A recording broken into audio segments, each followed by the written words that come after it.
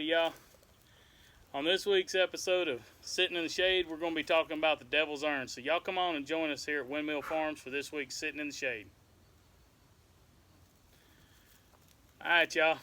On this week's Sitting in the Shade, we're talking about one of the first mushrooms to appear even before the morels here in the southeast. These are what we call the harbingers of morels. When we see these, we know that the morels they're here. We need to go find them, and we need to start staking them out and seeing how big they're going to get for us. These are not particularly edible, but they're not poisonous. They're just not palatable, okay? I mean, really and truly, if you was in the woods and you really needed to eat this thing, you could. It doesn't taste very good. But one reason that you know this is a Devil's Urn as compared to, like, say, a black trumpet or something, or a black chanterelle, is this actual urn-looking shape to the mushroom itself. If y'all can see that, I'll get an up-close picture here in a minute. But it grows off of dead hardwoods, and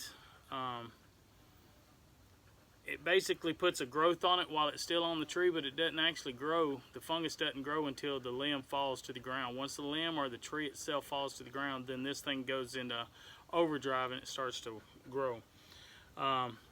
With a black chanterelle or a black trumpet, they actually look like a trumpet, and with the black chanterelle, it actually has gills on the bottom of it.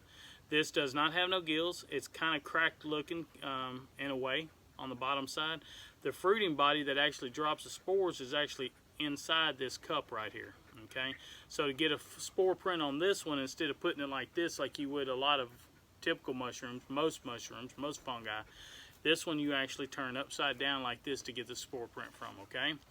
So that's two of the differences right there, that this has no gills. Black chanterelles and black trumpets have a gill-like apparatus up underneath.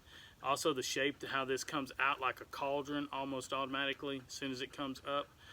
Also the bottom side, the stem is not very well defined. It will be flattened a lot of times as it's coming out from the growth of the tree. So that's where we're at on that. Sit your butt down.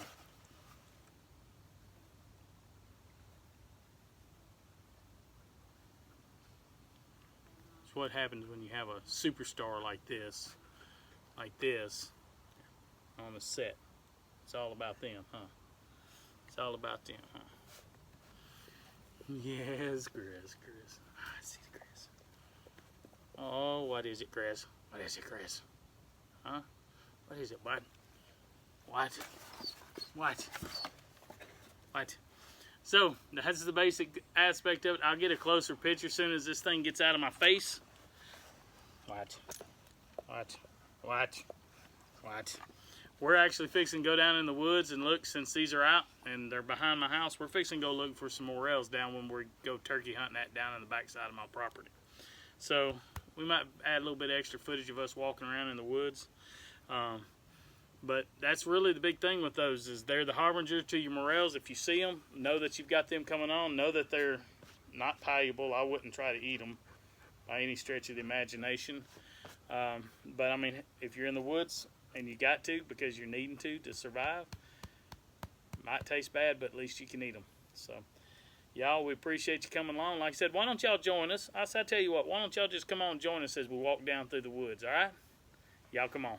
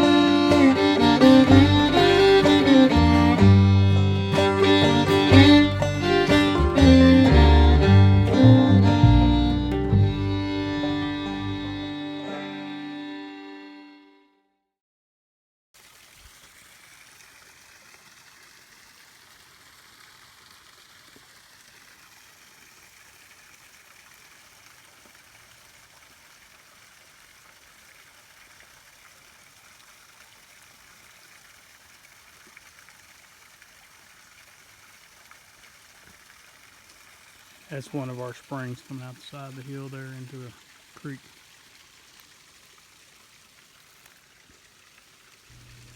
Hey, we thank y'all for coming along on this adventure. If you like it, please give us a thumbs up. And if you don't mind subscribing if you haven't already, we're going to tell y'all to have a blessed day. We know we have. And as always, be safe.